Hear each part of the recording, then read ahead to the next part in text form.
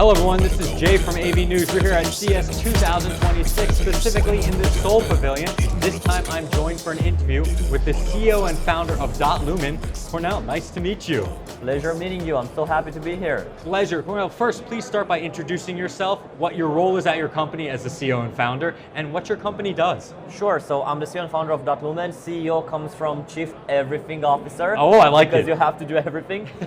What Lumen does, we build glasses for the blind. So basically right now I think there are 300 million people in the world who are visually impaired. Okay. But if you check what solutions they use for their disability, they use the same two solutions for thousands of years. They use the white cane and they use the guide dog or the service dog. Right. And now the service dog particular is a very good solution, but taking care of one and training and having one over his lifetime can be even $200,000. They're immensely expensive. And because of that, there are very few of them. In the entire world, you only have 28,000 service dogs to 300 million visually impaired. Wow. I'm from Romania, where we're based. In Romania, we have 85,000 blind people, only 21 guide dogs. So that's the ratio, very, very few of them. So what we did, we took self-driving technology and we built a self-driving car, but not one which drives on the road, but actually one which sits on your head and guides you just as a guide dog. We call them the Lumen glasses. Wow. That's actually how they look. So it's a self-driving car which sits on your head. It replicates what the guide dog does. So to make an analogy, a guide dog would work by pulling your hand. That's what it does. It pulls your hand, avoids you from obstacles and everything. Sure. This works the same, but it doesn't pull your hand. It actually pulls your head with haptics. So you feel haptics on your forehead holding you and pulling your head, avoiding you from an obstacle, keeping you on the safe side, taking you to your destination. It's tested by more than 500 blind people from 40 countries. We just opened pre-orders on it in Romania, where we're based, and we have over $10 million in pre-orders on it, and we're going internationally quite soon. And the reason I started this company 5 years ago, and the reason is very simple. I'm the only person in my family who does not have a disability. Okay. Everybody in my family but me has a disability. I'm the first person without a disability in my family, and I saw how much technology can help, but also how little technology exists for people with disabilities. This is incredible. This is one of the first devices I've ever heard like this. Usually I follow up by what makes your strategy unique as a company in this sector, but I have never heard of a product like this. Do you have any competing products? Are you a pioneer in this sector in this way? Talk to me a little bit. You talked about your inspiration. Talk to me a little about your uniqueness of your technology and perhaps some other technology you're seeing growing in this industry. Sure. So if you look at the field of assistive technologies, because that's how we are called, assistive technologies which help people with disabilities. Okay. When it comes to blindness, we have been trying for the last 70 years to do the same thing, to take visual information and transform it into something else. So for example, if you have an obstacle in front, you feel a vibration or you hear a sound or anything. And it works well in a lab. I remember years ago we tried this, we made blind people catch balls and everything with this. So it works very well in a laboratory. Wow. However, the moment you go into real life and you have 10 obstacles, nothing else works anymore. Okay. And that's when we understood that the focus is not to represent the environment, the focus is how do we guide you through the environment. If you think of a guide dog will not bark 5 times if you have 5 obstacles. No, it will just guide me through them. And that's what we did, and we are the first in the world doing it. So we started this 5 years ago. We were, and still are, the only ones in the world doing this commercially. Obviously, with time and with our success, other people have begun trying to copy it, and we welcome them. It's a very tough journey, unfortunately. Sure.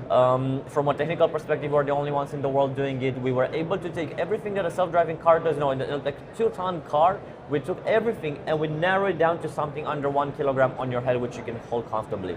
And this is the first generation device, and we're going to a second generation soon, which will be even lighter, even better, and everything. We are unique in what we do. We have over 30 patents throughout the world to make sure we stay unique in what we do from a commercial standpoint. And it's a journey of a lifetime to see how an idea comes into seeing what kind of impact it has on people. And actually, I want to give a quote from one of our blind testers. So, first time he tested, 20 minutes later he was crying and he said, "I expected something like this to be possible, but not during our lifetime." Wow. So those are the kind of feedback which we get from what we build. And we are showing very soon, in a few days, we're showing a video of blind people running with them. So doing jogging for the first time in their life. The first blind person in the world to go hiking on their own with no other assistive technology, no guide, or nothing ever happened with one of these devices. First blind person to go supermarket store shopping completely on their own happened one of these. And A massive new one will happen soon. I so want to say it, but I can't.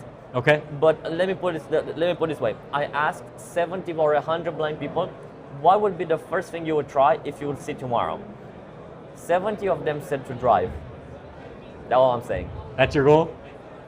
I personally love driving. The idea of me loving driving and not being able to drive because I can't see, but this being able to help with that. I can't say anything more. That's okay.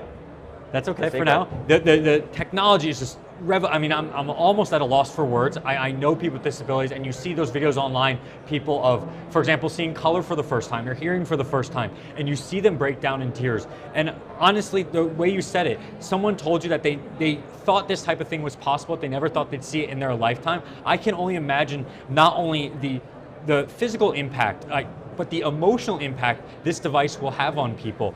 Is this the only, you said your whole family has disabilities besides yourself. Is this the main disability technology that you're focusing on at the moment? Are you working on others as well? What's your company kind of strategy look like? Sure.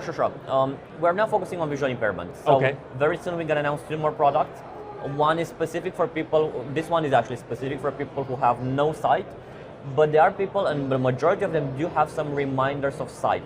So what we do is that we will soon have a product which is designed specifically for them. This year we're gonna release it, and that's the main disability we're focusing on. From a company and technology perspective, what we realized a couple of years ago is that what we do, we know how to make a legged entity travel from point A to point B, wherever point A and point B is. And we realized that humans are not the only entities which have legs, but also humanoid robots. Sure. So we just announced a few months ago a $12 million grant, in which we take the code which is now on these glasses and we put it on humanoid robots to do food delivery and to do delivery of goods in situations where somebody needs them. Sure. It's exactly the same software. Okay. We just put it on robots and it works. By end of the year, we hope to have some demonstrators of that running around in our cities in Romania, which is pretty cool because, you know, Romania is still a very traditional and old country, and then you're going to have humanoid robots going around on the streets delivering goods. But it's exactly the same technology. So every minute we spend developing the glasses for the blind, as we call them, it's a minute we develop robots, and a minute we develop robots is a minute which we spend on this. It's exactly the same software applied in both use cases, and that's where we're heading. We build what we call pedestrian autonomous driving, and now we want to apply it to as many fields as possible to help people. That leads me perfectly to my next question, actually, talking about this technology can be used in so many different ways. In 2026, at least up until now, from about 2022, 2025, everything was AI. That was just the keyword. But now it's about how future technology, whether it be LiDAR or autonomous driving technology, is going to be used in different sectors. So from your point of view, running this kind of company, being the CEO and founder, what are some trends or keywords you're seeing or you think you're going to pick up this year? Is it going to be accessible technology? Is it going to be technology used in one way in various fields? What are you seeing going on within the tech industry from your point of view?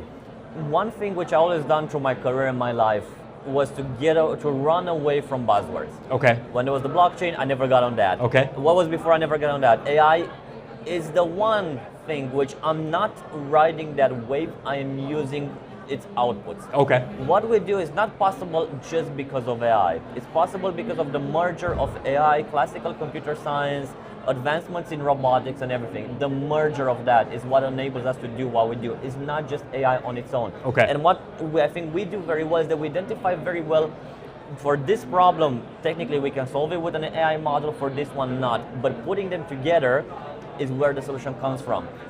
For me, I'm very excited about what happens in AI, because what happens in AI also brings better hardware. Sure. And I think that up to this point, the main thing, which is the enabler of AI, is not the models, is not the algorithms, it's actually the hardware developed behind, because you keep pushing in performance. And that's what enables us to do the product smaller and smaller, and to enable some features which were never before possible. That's what's very exciting for me, the hardware side of it. Another thing, obviously, with a lot of research in the models are getting much smaller, so much faster. The hardware is getting much faster. It's a good on both directions. It's a lot of it computing, a lot of it going in the right direction for us. Also, at the same time, obviously, all the large language models are coming.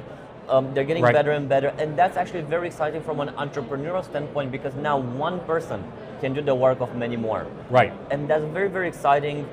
Also sad on some directions, because obviously there's a general fear of people might losing their jobs. Right. If you make some people very, very efficient, then some people might not be needed anymore. I represent a very high-tech company. For me, it's very, very useful, but I understand how for others it wouldn't necessarily be.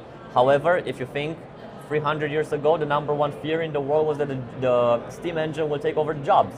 And yet back then we were 700 million people, now we're 8 billion people, right. and we still need people. So I think history has a way of solving itself. But right now for me, what's happening with AI is really helping me as an entrepreneur to quicker deliver ideas, quicker test them, and quicker see how we can help people. I definitely think that this type of technology is how people will see that technology can truly benefit, directly benefit humans, and humans This is AI. Exactly. This is what AI can do. Exactly. This is what AI can do. It's not about taking over jobs, taking over the world. Especially in your case, it's about creating jobs, helping people and yes. creating jobs. In your case, we're here at the Seoul Pavilion.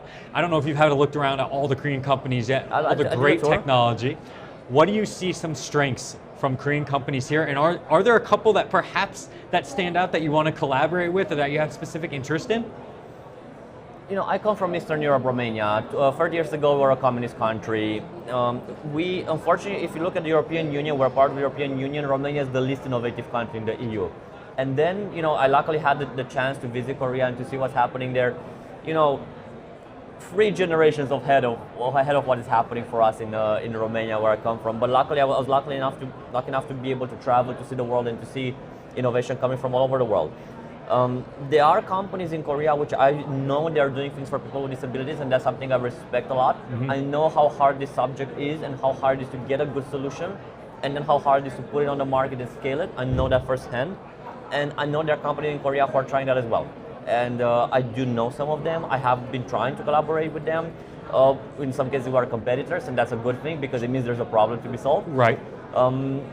Still, half a world away from us. We want to help people in Korea. We will get to there. Right now, our focus is Romania. Second focus is Europe, and then is the rest of the world. Oh, absolutely. Fair enough answer. There are people which we need to help all over the world, and Korea is one of those places. Right. It's about everyone kind of coming together at some point, but as you said, it's not about buzzwords or keywords as well. It's not just about AI, it's how this technology can be used in certain products, where it's at in its maturity, and then obviously find the right partners for it as well. But starting locally, I never knew that what you just said about being the least technologically innovative in Eastern Europe. You said it was Romania? In Europe. Romania is the least innovative country in the European Union. This is something I'm learning today as well. So having known this with such great technology though, and seeing other technology here, perhaps down the road there will be a future for collaboration as well. Definitely. I mean, there are so many things which we can learn and be inspired from by Korea. Absolutely. We are learning this, and it just happened that we come from Romania, but there are not many examples as us in Romania. However, what we need from Korea actually, not only the inspiration, but we need the ways in which we can get to the market in Korea, because what we do, it's you know, obviously it's a technology which is expensive. Right. And for example, in Romania, we sold 1,500 of them through a government program, which reimbursed them. So those programs exist all over the world. Obviously, they're much better known by somebody who lives there, by somebody who understands the culture and everything. And we want to make sure that as many people as possible, as blind individuals as possible, get this, either at a very low price, either for free. In the European Union, we have reimbursement and subsidies everywhere. I know they exist in Korea as well, and that's what we need to find out and to navigate this way to the market in Korea, so the blind people can get it for free or at a very low cost. Gotcha. So it's not about, I mean, you have the technology, it's about entering foreign markets. How do you get in there? Where's the connection? Do you have distributors? Do you have technical partners such like this? True. We're here at CES 2026. It's only the first day, but just give me a little insight. What are your impressions overall, and what are your expectations from being here at this exhibition? This is my first CES. Okay. The best one I ever had was the first one, because I came with no expectation and it exploded, it put us on the map. We had 100+ press interviews and everything. It put us on the world map. We didn't exist before that. The second one was not as good, and that's also because my expectations are increasing. It's the first day. I think, from my personal opinion, what I see now in the first 5 hours of CES. Yeah, 5 hours of CES, right. I think there are less people than last year. I think there are much less than 2 years ago. I'm not sure why. We're actually debating with my colleagues, why is it like this? Okay. Maybe we were not in the right location, who knows? But CES always has a way that by the end of it to completely change our lives. Every CES we had, it completely changed our life as a company and as people. I mean, the first 5 hours, and what I learned from the first one and from the second one is that you will not know how the last day will look until you get there. So I'm excited to see what follows. Wonderful. Always keeping a positive attitude. Definitely. I think that's all the time we As have an for entrepreneur, you sorry, must. go ahead. As an entrepreneur, you must Absolutely. be optimistic. Otherwise, You have to be optimistic. You must stay positive. Cornel, thank you so much for the My time today pleasure. for the interview, and I hope you enjoy and have a great CES. thank you so much. Thank you so much. Appreciate it. All the best.